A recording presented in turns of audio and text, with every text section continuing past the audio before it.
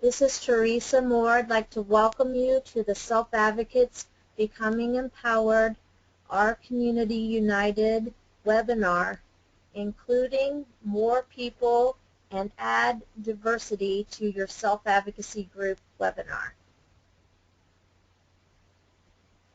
Next slide, please. We'd like to welcome you. Self-Advocates Becoming Empowered this is a project called Our Community United. It is a grant from the Administration on Intellectual and Developmental Disabilities. You may have heard of it as being called AIDD. The grant supports self-advocacy groups and organizations to become stronger. Next slide, please. The purpose of today's webinar is to learn what diversity means to you and your group, talk about diversity planning, how to have more inclusive meetings, learn to become a better listener. Next slide, please. So in my group, we sat around and talked about this question, and here are the things that my group said. Diversity is around race, religion, whether your group has young people or adults. If you want to include more diversity, you would have people who have completed different levels of schooling. It might be, your group might have a variety of disabilities. The members might have different styles of learning, like we have visual learners, we have those who like to read, and those who like to do activities to learn new things. And we also said that diversity means that there's culture and language, and that they're included together. Also, diversity means having openness to sexual orientation, welcoming all members, gay, lesbian, bisexual, transgender, all individuals being welcome. Our group has included in the past individuals from institutions. We also talk a lot about technology and those who have technology and those who don't, and how we need to work on that together. So that makes our group diverse too. Next slide, please. And here are some definitions that might help you when you're talking about cultural awareness and diversity. Next slide, please. What is culture? It is the ideas and relationships that are common within a group of people. So the relationships that you have in your culture are very important, whether it's family relationships, community relationships. All of those become very important in your own culture. Next slide, please.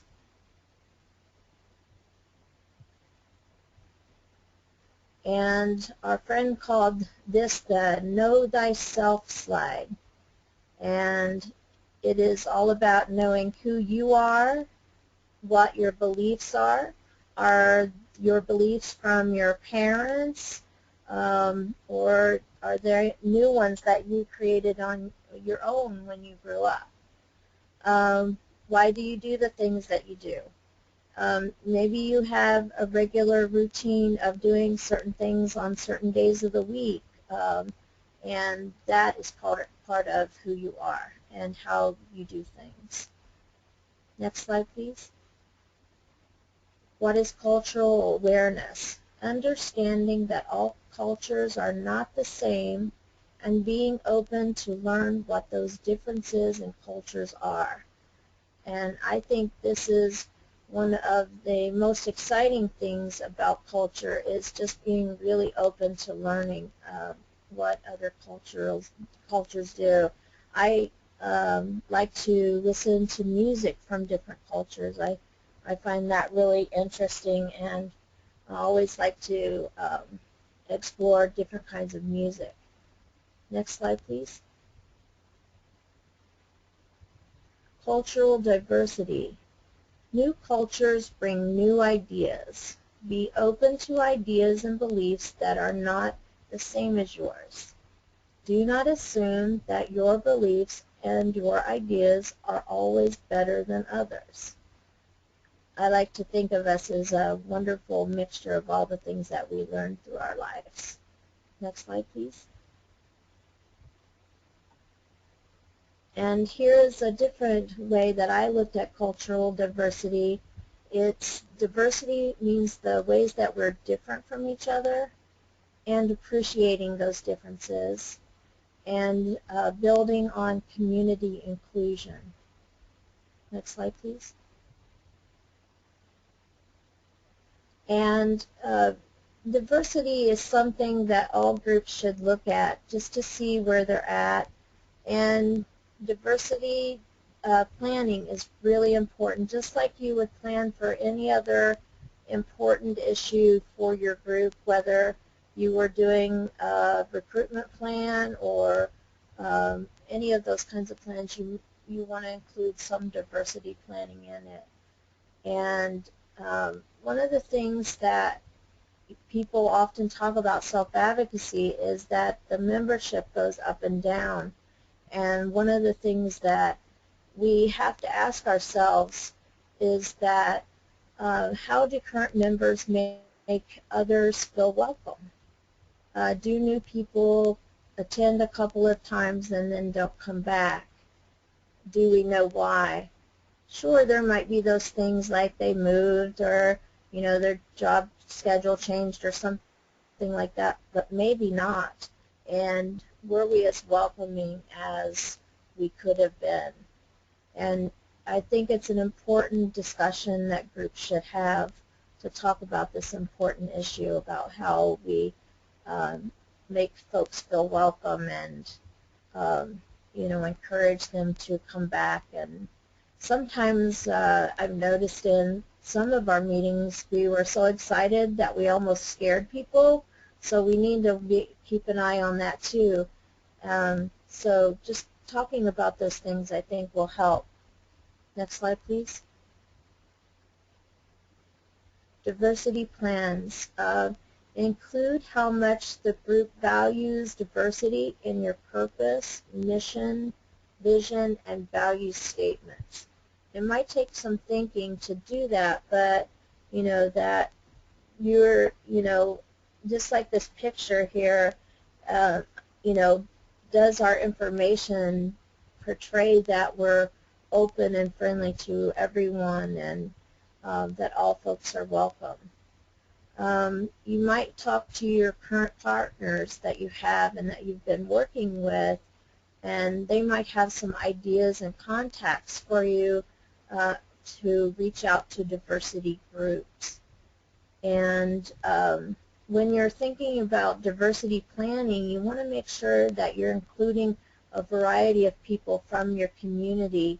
That's your true mirror of how you're doing and in the community. And self-advocates are often concerned about how the community treats them and perceives them and those kinds of things. And having them part of that planning will help you address some of those questions too. And one of the things that I kept running across when I was reading about diversity is making sure that you hire diverse staff for your group. Sometimes hiring your friend might not be the best thing to do if you're trying to increase diversity of skills and culture into your group or organization. Next slide, please.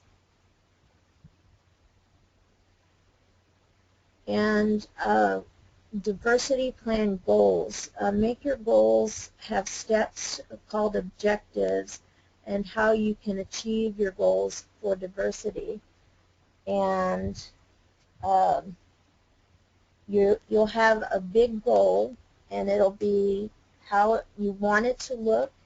And then you have objectives, these steps of how you're going to achieve your big goal in diversity. And it needs to be very specific, It needs to be measurable. It needs to be something that you can achieve, that you can reach. It needs to be relevant, which means important to your group, and needs to be time bound, which means it has to have a time that you hope to accomplish it. It's very important that we start thinking of our goals in this way to help us as organizations to become stronger, because our goals are used in all of our materials, and when you're passing information out around communities, for them to find a diversity plan goal is really inspiring to folks that may have felt left out in other groups. So, and these, if you take a class on goals, it's called SMART objectives. This is to help folks start thinking about that. And I wrote one quickly so that I could share it with you. So we have our big goal is to learn about diversity groups in our community. That's our big goal. We will gather information about 10 diversity groups in 6 months to invite their members to our annual conference in October. So it has a very specific goal, and it has very specific steps, very clear steps that you're going to take. And if you notice, the number of people is not included in this. In the past, many goals have been measured by how many new people you'll get. Sometimes in diversity, you don't want to limit yourself that way, you know, to a specific number, because you want to be open to the potential of these 10 groups.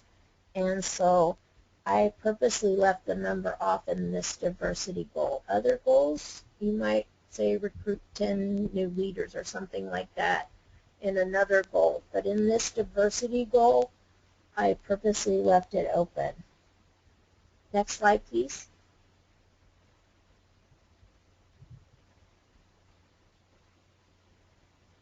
Self-advocacy adds to diversity. Is everyone represented? Is your group local, state, or territorial? And the reason that you want to check in with this, there is you may want to do a table that talks about your membership and whether you're representing your area that you serve well. If you have a statewide group, making a table of the different groups or members that you have in different areas will help you see if you're reaching out to diverse populations in other parts of your state. And this table, you might hear it called a matrix or a grid, membership grid or matrix, but it's a table, and it helps us to take a really clear look at how we're doing on reaching out to our membership. Also, does your election process support leaders from all areas? When you're doing your table, if all of your leadership, your officers are from one city, then there might be something that you want to look at and set a goal to reach out to different areas and identify community leaders that you can mentor for the next election, so that you can improve the diversity of your leadership, if you have a board, or if it's your officers.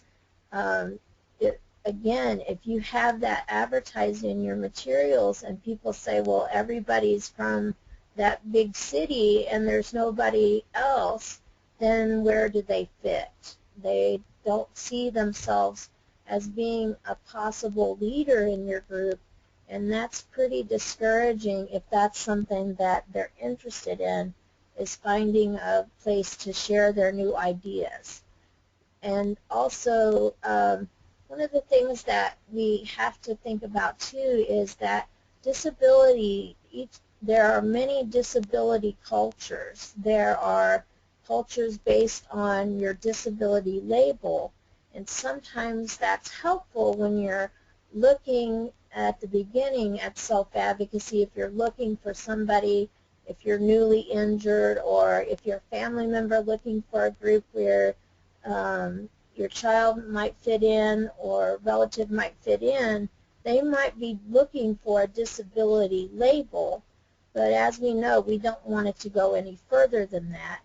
But as self-advocacy has grown over time, we have become much more welcoming to many kinds of disabilities, and so we are becoming a movement that is self-advocates represent a lot of diversity in the disability community. So I think that's part of us as a movement growing, and also knowing that we have expertise when it comes to working with folks with particular kinds of disabilities, as far as helping folks identify resources and have mentors that have the same kind of disability to help somebody who might be struggling with a particular issue. But, you know, it's as long as we're the ones controlling that information, that's what's important to me. Next slide, please. So that is the overview for the general discussion on diversity. I'd like to welcome the Green Mountain Self-Advocates from Vermont, Max Barrows and Chris Medina. Go ahead, Chris and Max. Thank you very much. Thank you so much for that introduction. And yes, I am Max Barrows. I am an outreach coordinator for Green Mountain Self-Advocates. And I also would like to point out that I also am a representative of Self-Advocates Becoming Empowered Board of Reps. To my right, I have a colleague of mine and also a great friend who's going to do this presentation with me, and I'm going to have him introduce himself.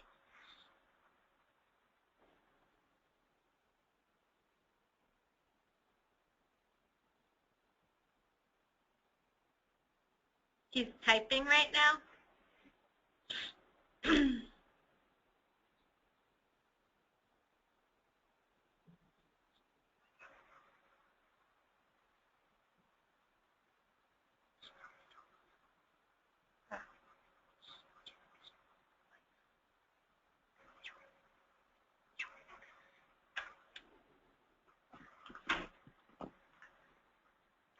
Right here.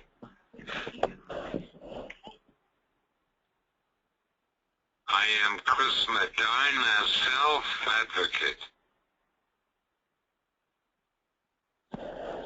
Thank you very much, Chris. Excuse me again. Next slide.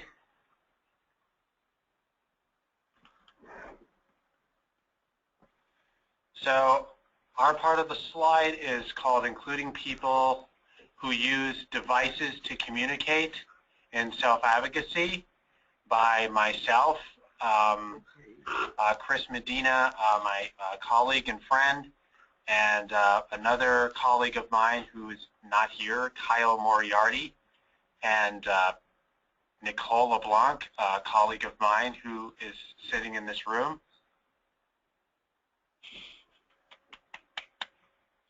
Next slide.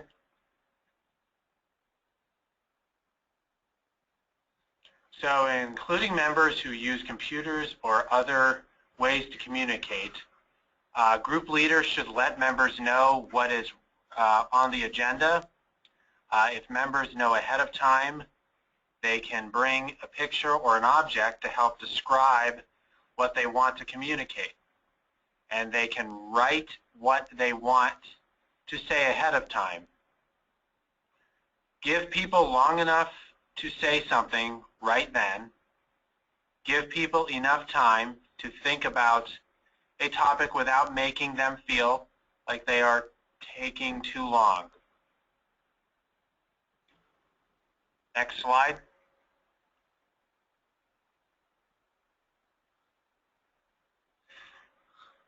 Here's a quote from my colleague Chris Medina. Talking with my voice does not represent my true thoughts in detail. I need a typing device and facilitator, but typing takes time, and so patience is necessary for others. Encourage people to give devices to talk, and one of the biggest things is that people don't give a person who types enough time to answer, and they talk right over us, and the conversation has moved on, and it's very frustrating. So that's important to know. Next slide. Listen and share. Sometimes people change the subject when someone is still typing, so we encourage people to try not to do this. Also, we need to be patient with people who can't answer or respond to something that is discussed in a meeting. We need to make sure that everybody is heard. Next slide.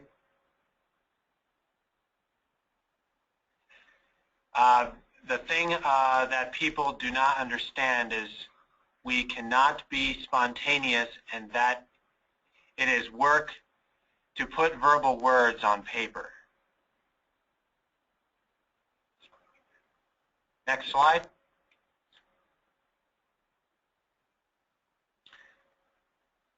Sometimes people, it's another quote, sometimes people have difficulty processing information. Sometimes it takes time to respond. Successful meetings are when we have a visual projection so that people see what we are typing and can read as we type and don't have to wait for the finished thought. People should see and hear what we have to say, and we are spreading the notion that people need to stop talking so much and listen more. Next slide.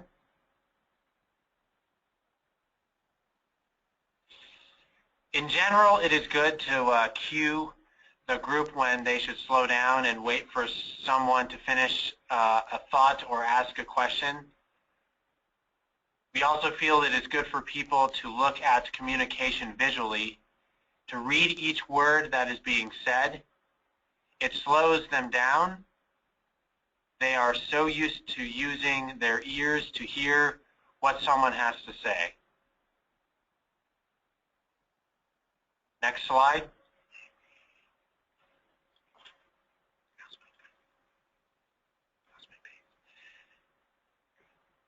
I want to, here's a quote I want from a colleague of mine who I work with, who cannot be with us unfortunately, but he says, I want you to know that I am intelligent and have something to say, but I was not able to let people know until I was introduced to typing.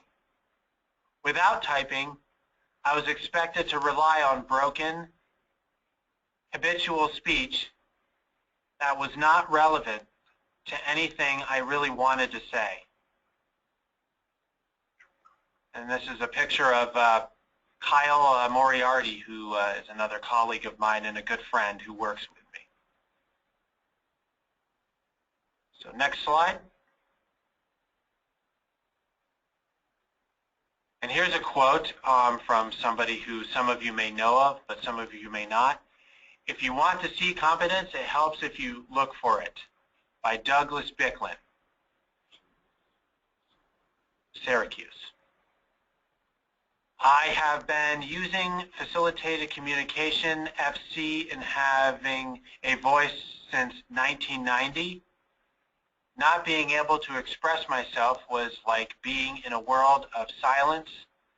I couldn't tell people what I liked and didn't like. People thought that I didn't understand what was being said to me. It was frustrating. It made me angry, and I withdrew. And this is a picture of another friend and also good colleague of mine, Tracy Thresher, and this quote that I just read was from him. And this is him at the State House during the legislative session, as you see in the picture of him. Next slide.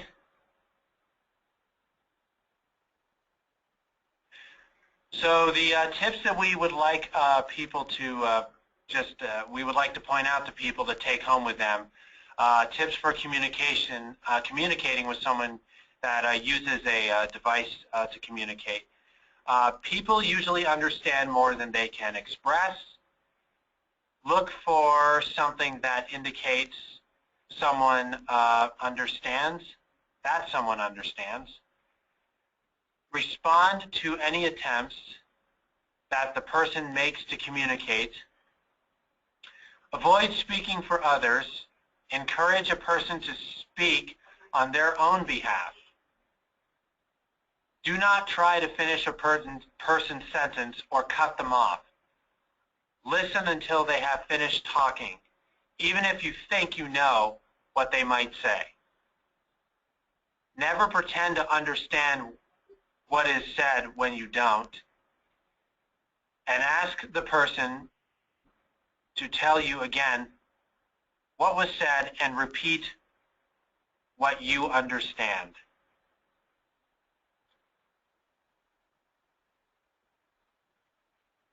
So next slide, unless that's it.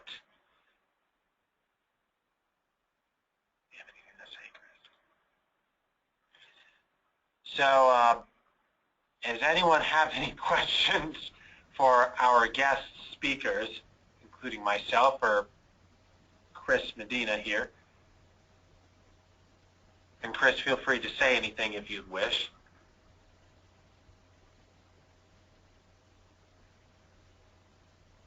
Juliana, do you have the system open for questions? You could type in the box so I could know that you're hearing me okay.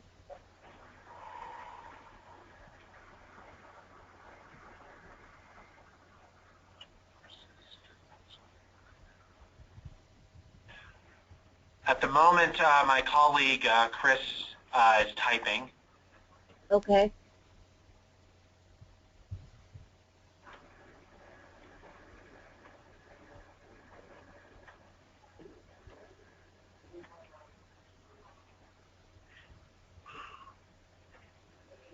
I can actually turn it up. No. Okay.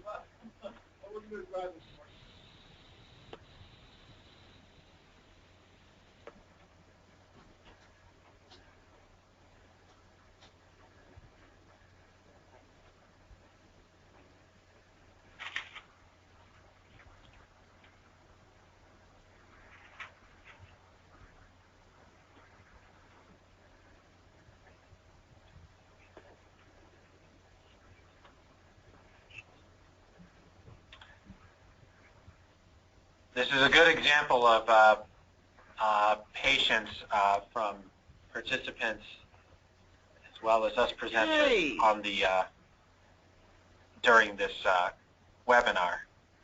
So thank you. Not share there right now.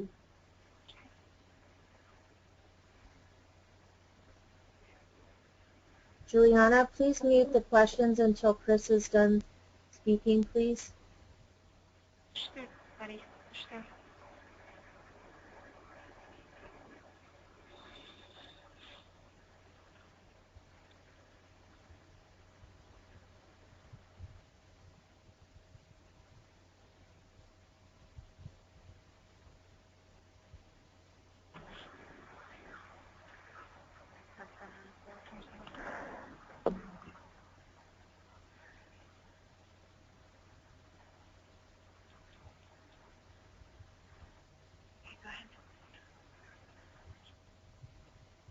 want to say really happy to be here presenting these quite important tips.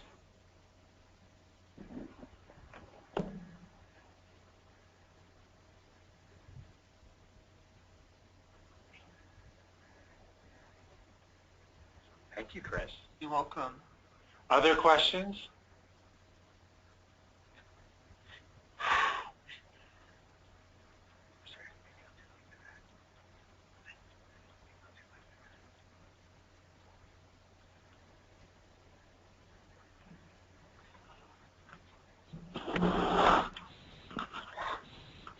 Are we going to go home after this? We received one comment about the SMART goals, and we will put more examples of those up on the website of web resources section of SABE. Is Chris completed typing? Did you hear what he had typed earlier? I'm sorry, I didn't. Okay, he said that he was just really pleased to be here presenting to everybody on these important tips. Oh, thank you very much, Chris. We're You're welcome. Thank you, Chris. great. Evie. I have a question for you guys, and whoever has the information, please share your perspective on it. When the group was looking to expand the participants who used communication devices, was it that you naturally had many individuals who used devices, or did you actually make an effort to reach out to include more people who use devices?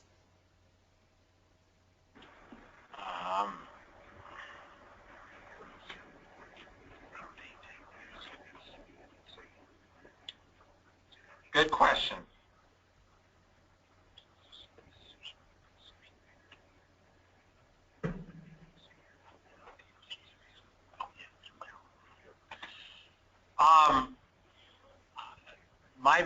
The best way, as Chris is, I think, typing, best I can answer, that's a really good question.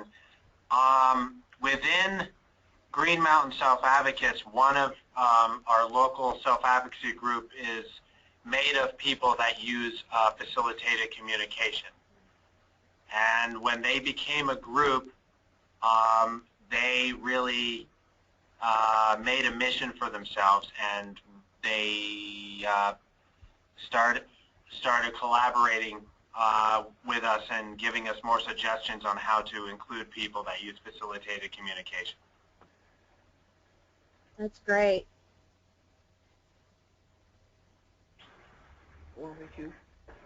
They really try and put themselves out there by being included in our statewide conferences, doing workshops, and also showing up at our monthly board meetings.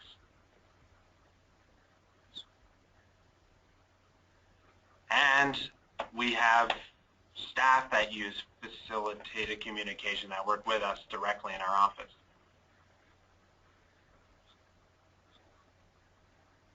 That's a really good model for all of us. Good, you got it, you got it. Yeah. Chris is typing right now. Okay.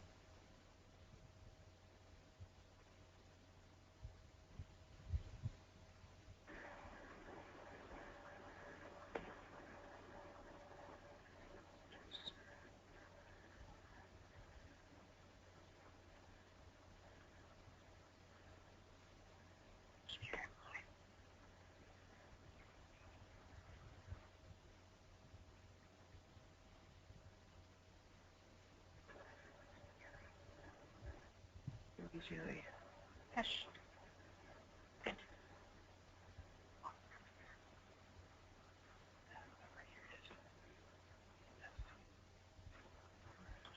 Push through, Chris. Push through. Oh yeah, and I forgot to mention that the staff member who works here who uses facilitated communication is involved in the local advocacy group that represents and is made of That's FC users. okay. Good. And we have a couple members in our local group that also use FC that are involved in, you know. Give me the eyes. Don't rush in there. Don't rush in there.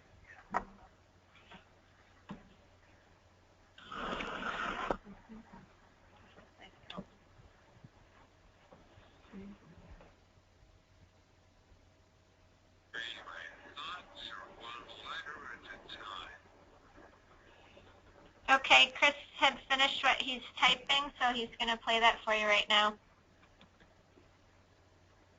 People who are able to use their speech take it for granted. Sometimes looking at people who use FC is a total different story. My thoughts are one letter at a time.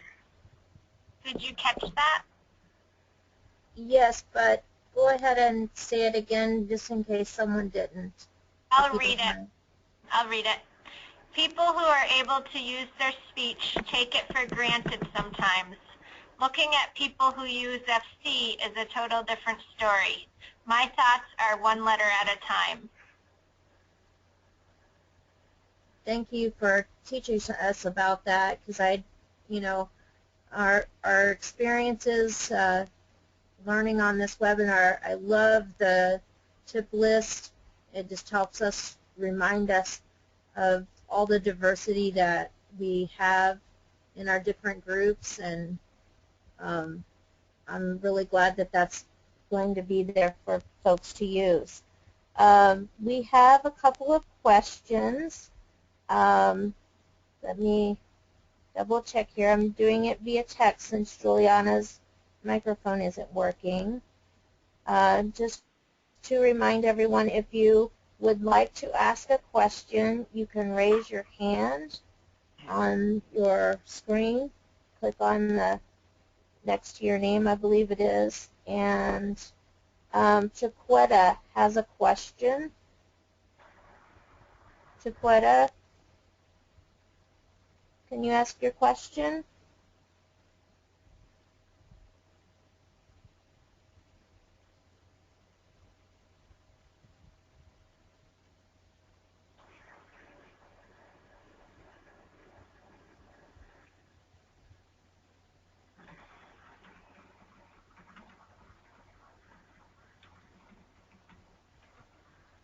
Zero can unmute you if you're muted. Oh, we've lost Chiquetta. Okay, Steve, ask your question. Any other tips on how to increase our membership in our state's People First groups here in New Mexico? Thank you. Let me repeat your question back. It cut out at the end. Any ways to increase membership? Could you say the last part again? Any other tips on how to increase membership in our state's People First groups? Okay. The tips to increase membership in our state's People First groups? Yes. I could answer that to my observation and experience. I would say if there's anybody that you know of with a disability who is transitioning out of high school into adulthood, reaching out to them on self-advocacy. I know that in my state we have done work with high school students that are transitioning out of high school into the adulthood, doing trainings and workshops on self-advocacy and introducing self-advocacy to them, and also people who don't know what self-advocacy is and are not involved. Also our local groups, have been doing that too. Thank you. Let's see. We have a comment. Ryan just wanted to comment that he has a family friend who uses FC also. So he's familiar with it. Awesome. And okay, wanted to know. Chiquetta wanted to know how to start doing a diversity plan for your state and local group. Have you guys in Vermont done other diversity planning? The only thing I can think of is we just, I think we just collaborate with people with all kinds of disabilities who want to join self-advocacy, and it's really them that puts themselves out there. That's the only diversity planning through action that I can think of. I don't think we have one that is written to my knowledge. Okay. One of the things that I mentioned in the presentation was to check with your partners on, their connections and other work that they're doing. In the past, I don't know if the current board does, but in the past, our Disability Planning Council had a multicultural committee, and they included lots of community members on the multicultural committee, and they looked over the goals and the plan of the whole council and made sure there was components built in to increase diversity of the council and the diversity of the areas that the council was serving. So I always enjoyed their discussions, and you might be able to find out if your University Centers for Excellence or your Planning Council or your Disability Rights Centers have multicultural committees that you can participate in. And sometimes it's, like we said before, it's a really good opportunity to be a good listener and learn all that, the things that you're not doing right now but you want to learn about.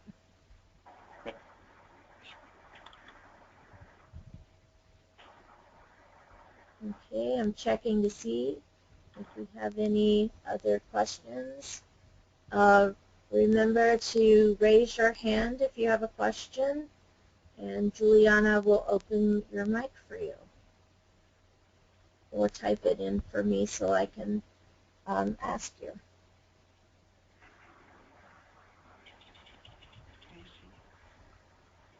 Are you going to be going home soon? Just a little bit longer. We just want to make sure we get everybody's questions. And I know it's a hard subject and it's hard to know where to begin. And one of those old sayings is just start, just begin. Remember, you can do a really basic goal and objective like I read earlier, and I'll read it again just in case it wasn't clear where we were going with things. You can have a big goal that says learn about diversity groups in our community, and then we will gather information about 10 diversity groups in the next 6 months to invite their members to our annual conference in October. So you could do something basic like that. And the most important thing is to just get it on paper and start planning it and get everybody's ideas. Just for your awareness, Chris is typing. Okay, thank you.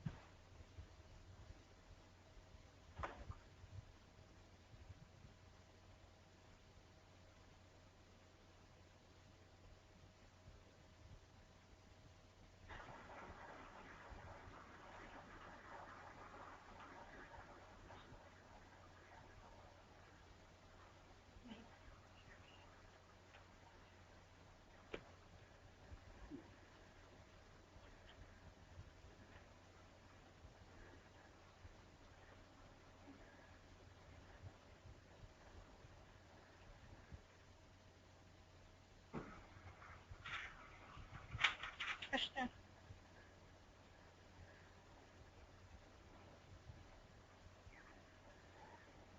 For the iron.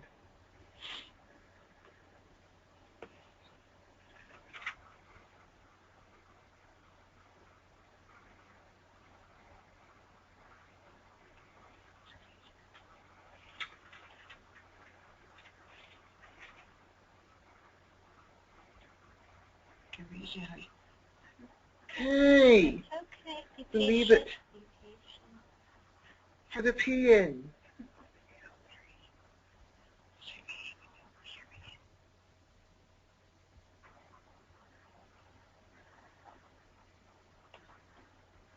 Don't push enter. Don't push enter yet. Okay. Chris is going to play what he typed. Want to ask anyone if they have ever had a conversation with an FC user. I am curious of the exposure.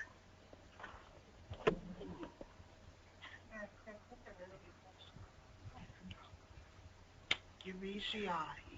Here he is. Did you catch that? I think I did. If I don't get it right, will you correct me? Sure. Chris is asking if there are others who have had conversations with FC, facilitated communication, and because he Yeah. wants to know how much there has been. Yeah, I'll read it to you. Okay, thank you. I want to ask anyone if they have ever had a conversation with an FC user. I am curious of the exposure.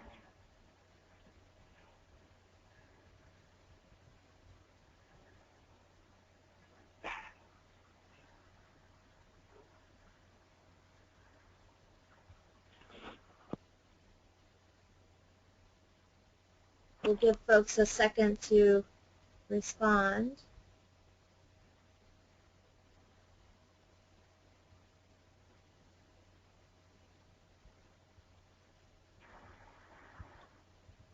If you have used facilitated communication or have had a conversation with someone who has, would you raise your hands? That way it'll be easier for us to let Chris know.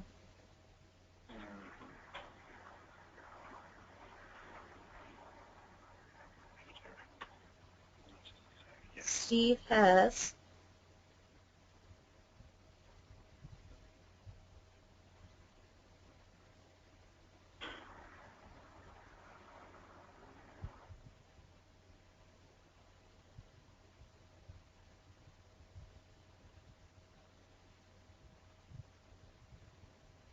Would you mind telling us a little bit more about what FC is?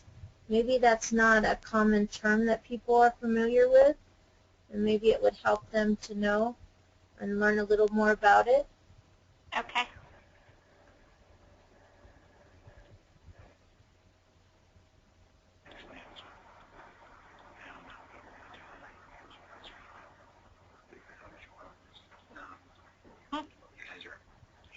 As you guys type, I wanted to mention something, but I'll wait till you're done typing. No, it's okay. You can. I mean, Okay. see, it's up to you. I just turned the volume back down. Okay, ready? As Chris is typing, I just want to just throw out there, just to kind of like add on to Chris's question, which I thought was an excellent question to people as they're thinking. There are, first of all, there's a movie that it was made about a few years ago called Wretches and Jabberers, and it's two men. Of course, one of them, my colleague, well, two of them actually, good friends of mine who live here in Vermont, and also colleagues who I work with, Tracy Thresher and Larry Bissonette. They go across the world to different countries to speak about their experience using facilitated communication, and also what it's like living on the autism spectrum And it's a movie that I highly recommend for those of you who have not seen it. And that could be a way for you guys to kind of like jar your memories if, you know, you ever want to see people, two brilliant people that, you know, use facilitated communication and do an excellent job, you know, advocating for individuals who use FC and for people with intellectual and developmental disabilities throughout the world, and see how and observe how people interact with them. And they talk with other users of a facilitated communication in other countries in this movie. That's great. Just so you know, we have Ebony, Lance, Arlene, and Ryan, and of course I mentioned earlier Steve, who have had a conversation. What? Tell them a little more about that. Can I press the green button right there? No, I want you to type more and give a little bit of a definition. When can we go home? Focus on this. And when When can we go home after this? You have to be quiet. Focus on your typing. and after we receive that comment, we have someone who would like to speak after. So Arlene, after we take that information, we will get your comment in, okay?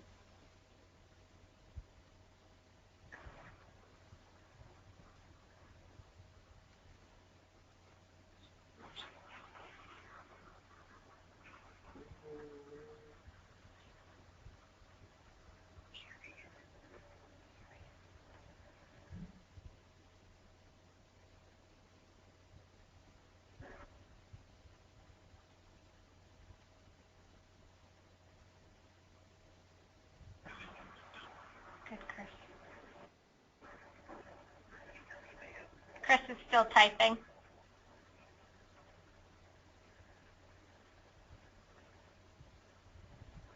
But yeah.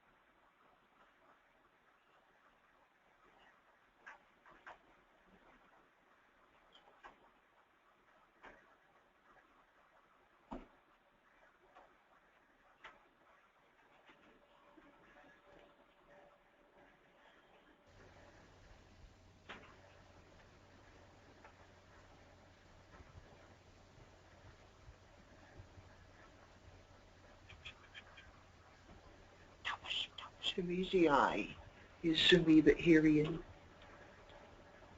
Okay, Chris has done his comment. Tonight here. Go ahead. Okay. It is a method of communicating called facilitated communication. I have a facilitator giving resistance to my arm while I type due to my motor planning. Do you need me to read that? Yes, go ahead, please. It is a method of communicating called facilitated communication. I have a facilitator giving me resistance to my arm while I type due to my motor planning.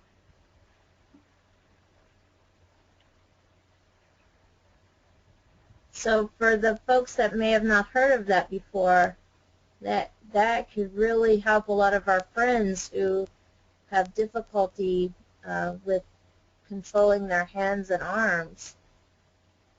Might be something worth sharing that movie about so that more people's voices can get heard.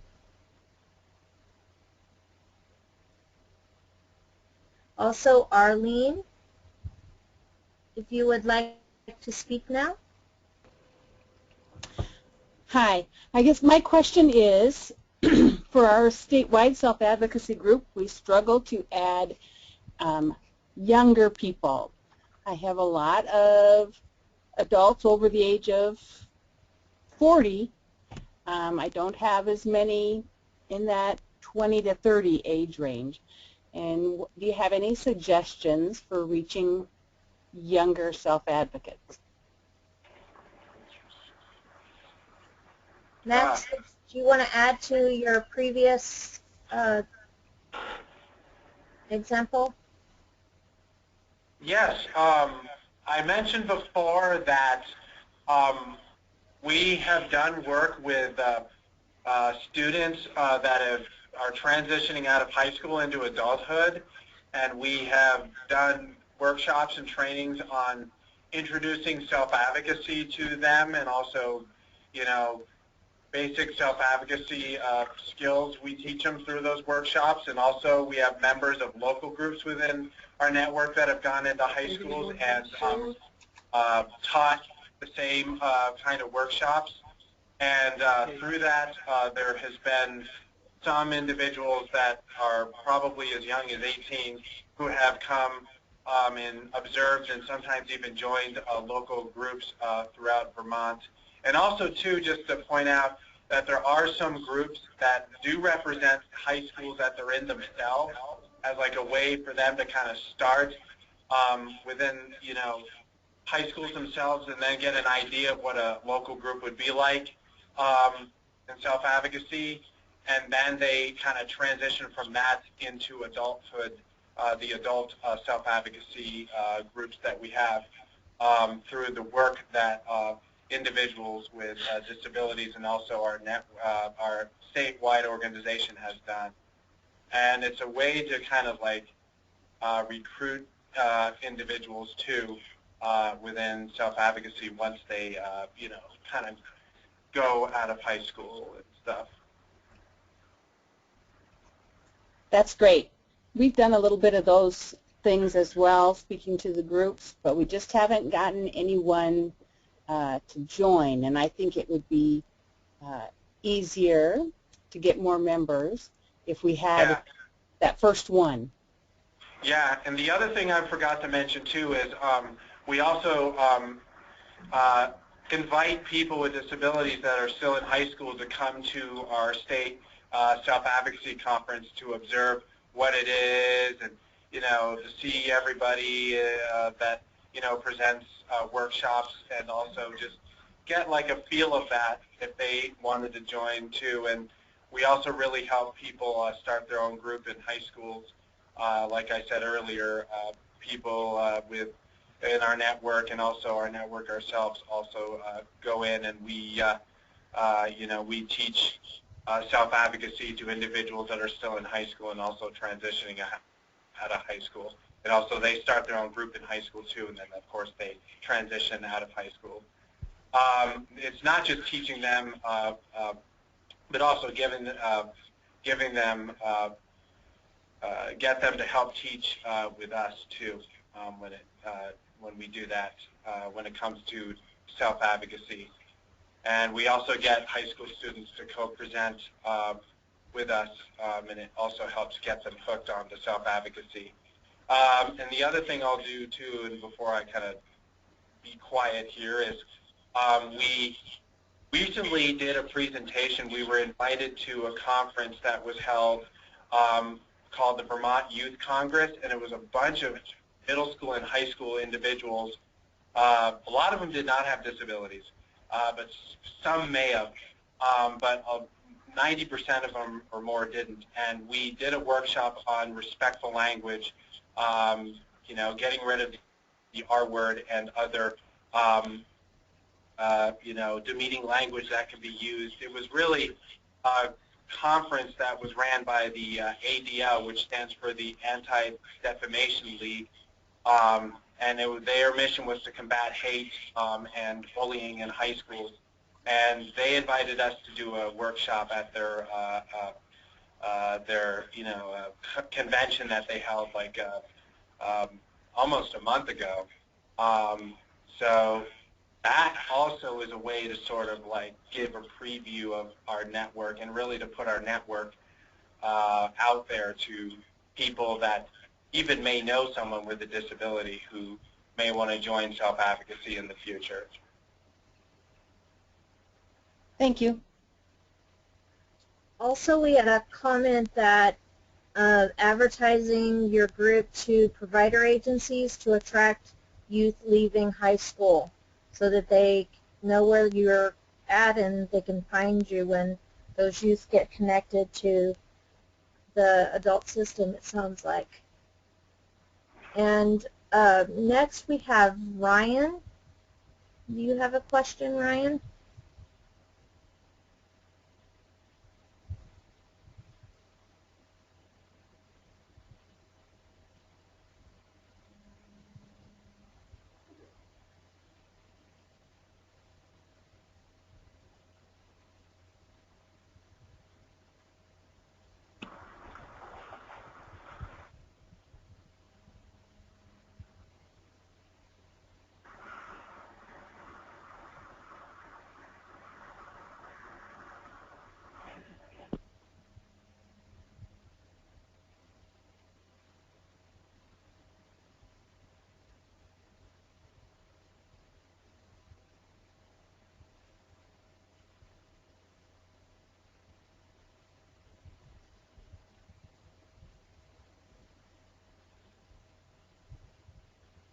I'm not sure if we lost Ryan or not. It sounded like the air opened and then it went away. We'll keep checking. Ebony, do you have a question?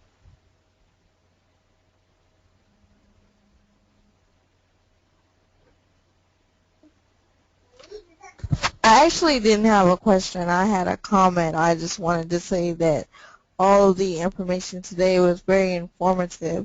And I also wanted to add, do you think it's a good idea to reach out to those that are in high schools to be a part of your advocacy groups, or should you do some sort of separate outreach to get them kind of prepared to join an advocacy group, if that was something that you were thinking of? Because I often thought about that in my area as well.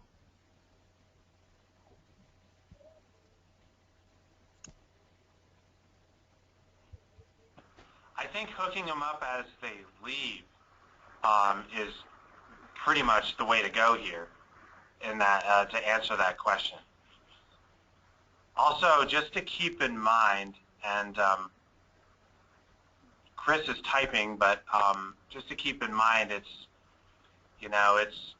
not everyone, almost not everyone in our state really, for the most part that we know, gets services. So it's important to have a group as a resource, because when people join self-advocacy, it is definitely a service to them. When I say services, I mean developmental services.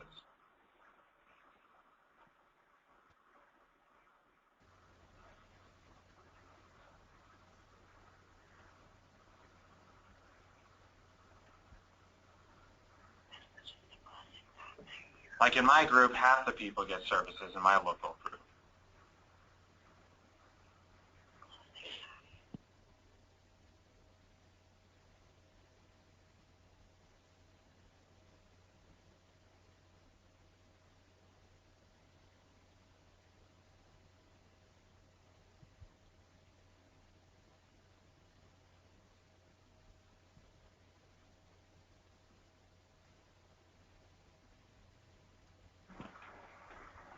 Is there any other questions, Teresa?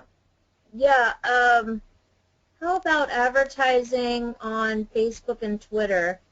Have you had success with that? Yes, we do, 100%. Awesome. And Twitter.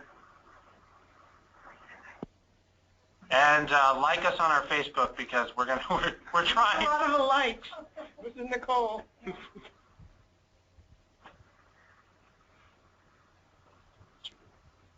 Yeah, we keep our Facebook updated. We have somebody who is a tech person in here who does that.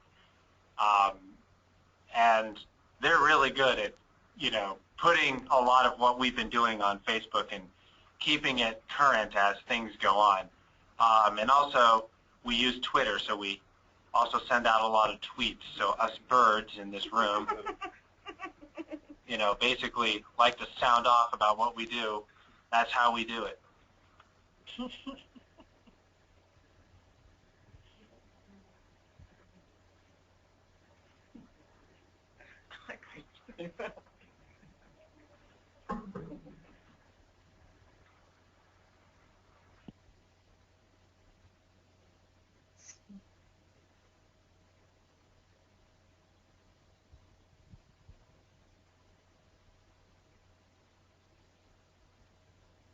And I read to you about Nicole.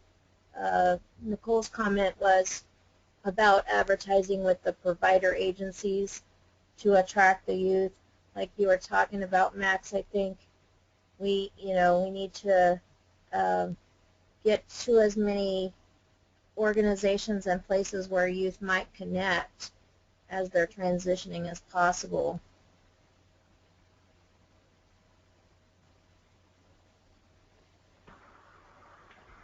Yeah, I think that's the way to go.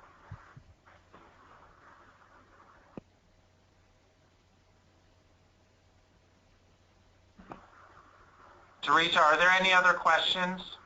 We're trying to get additional information that Nicole needs to be able to speak on the phone, and we're trying to get that fixed right now. So is Chris ready?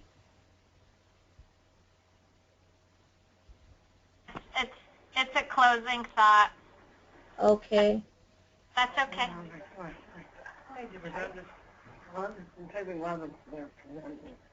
Chris, go ahead. Would like to say really pleased to have this opportunity to speak with you.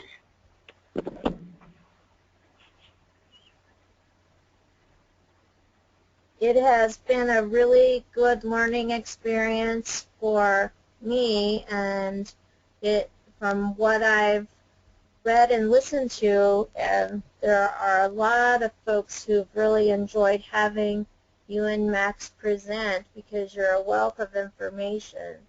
I'm just double checking and making sure that there are no immediate questions. And pardon me, I have to check a couple places because I want to make sure I don't miss anyone. So if Nicole comes back on. I'm here. Oh, are you on? Okay. I'm the one who's been typing Okay. to you guys. While he's letting them, Max and Chris, be the star of the show. Oh, thank you, Nicole. I wasn't sure if it was you or another person.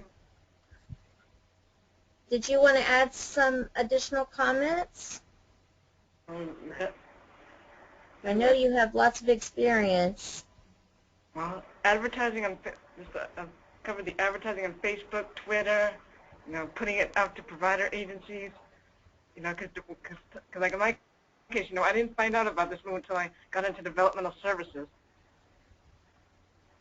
I never knew about it in high school, so like the more you advertise to places like that, the more you'll be able to recruit. Yes, and we're so lucky that you were connected. You've taught us a lot of different things. I know you've been one of my teachers of late. Is there any more questions, Juliana? Just making sure before I move on.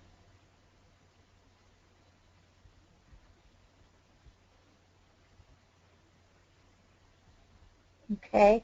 Well, I'd like to thank Chris, Max, and Nicole for the time being. We're going to go ahead and move to the next portion of our presentation, and hopefully if there are more questions, we'll be able to get to them before the end of the call. Thank you guys so much. And next slide, please, Juliana. We're going to talk about the Self-Advocacy Resource Center, that the self-advocacy resources that SAVE is part of their website. We're developing all kinds of different resources, not just our Community United, but other projects are going to be putting all of their resources on the self-advocacy resource section as well. And next slide, please.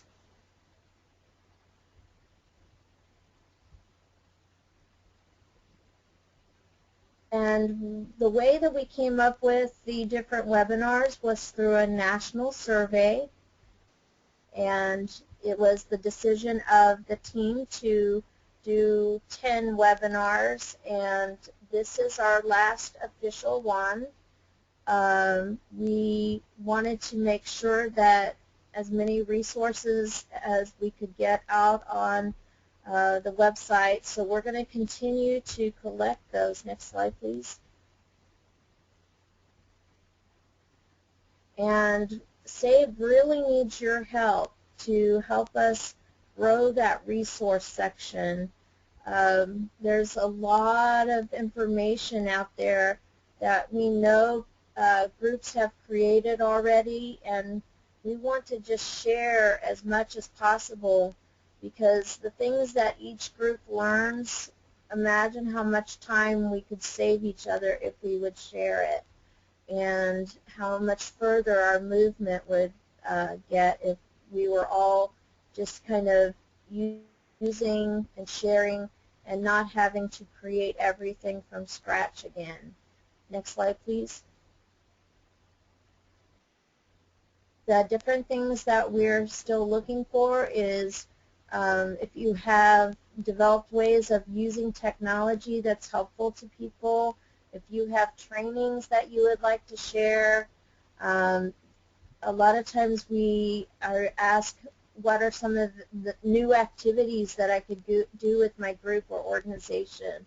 And having those fun things to help the learning process really would be important to all of us to share. And we have done a lot of sharing, but I know there's a lot more creativity out there that we don't know about. PowerPoints that you've created, toolkits that you've made, any sample forms that you've made that's been helpful to your group. If you have favorite websites that you think are particularly friendly and teach things in a clear way, please share them with us. Other helpful hints that you have, handouts that you would like to share, marketing items that we could use as examples for groups to look at and to get ideas from. Next slide, please.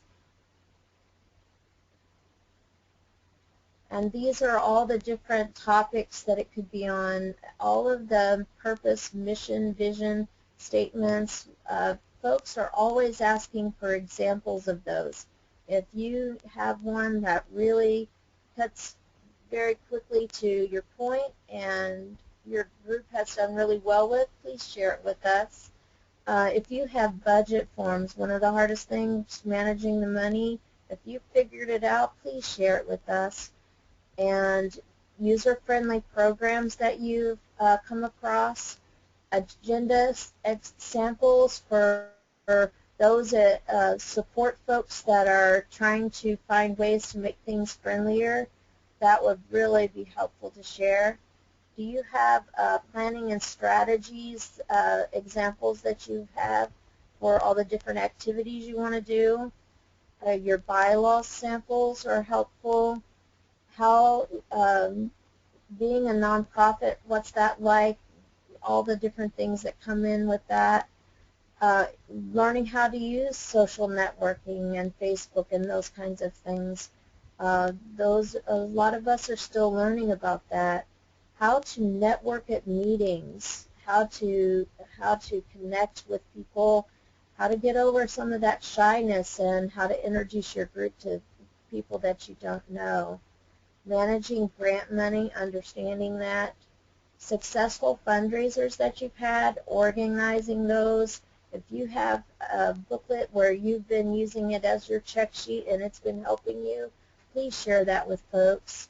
If you have board leadership trainings, that would be really valuable to a lot of the groups that are becoming nonprofits. And event planning. Share your creativity. We need all your good ideas, and will help advance the self-advocacy movement. Next slide, please. Here's an example, just a one-page document that describes the key officers' roles in a very straightforward way. This was submitted, and next slide, please. And this is the evaluation that the review team uses to help us decide what resources go into the resource center. And these are the basic things that we've learned over time most things have to make them user-friendly. And they get scored, and then you find out whether your item has been selected. We might also send it back to you and say, everything is great, but could you explain this a little differently? We're not quite getting it in this one area. So just because one area is not clear doesn't mean you're out of the running. It just means it might come back to you for some technical assistance to help us make sure that the tool that goes on to the website is the friendliest we can make it. Next slide, please. I would like to again thank our presenters today, Chris Medina, Max Barrows, and Nicole from Green Mountain Self-Advocates. If you haven't been on their website, you've got to check it out. It is fun and friendly to use. It's a really good example for us all to take a look at and see how our websites could be made a lot friendlier. And again, thank you for attending our Community United webinars. Oh, if you've attended more than one, thank you so much. Your participation is very appreciated.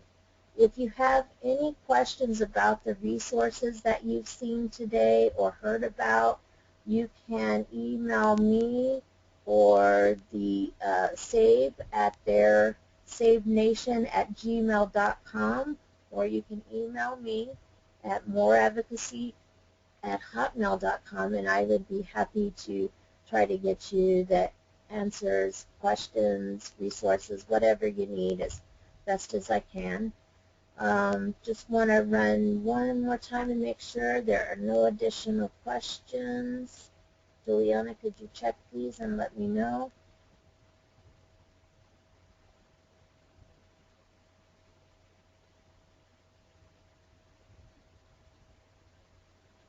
Okay. Well, again, thanks everyone for coming on today. I appreciate your time, and we look forward to working with you on the next SAVE project. Thank you so much. Have a wonderful day. Thank you. Thanks.